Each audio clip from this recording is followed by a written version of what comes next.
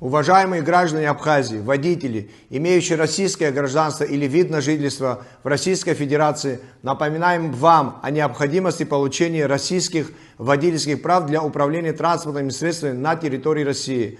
До 1 апреля 2026 года действует упрощенный порядок получения российских водительских удостоверений для граждан Абхазии.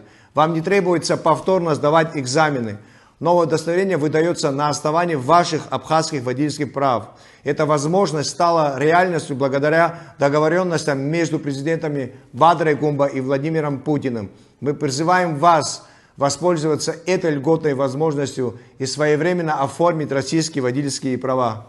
Подать документы на оформление и получить российские водительские удостоверения можно в Управлении госавтоинспекции Министерства внутренних дел Республики Абхазия в городе Сухум по адресу улица Героев-Пограничников, строение 3. Прием документов осуществляется ежедневно со вторника по субботу с 9 до 18:00. На сегодняшний день более 13 тысяч граждан Абхазии, имеющих российское гражданство, уже получили российское водительское удостоверение. Сейчас 776 готовых документов ожидают своих владельцев.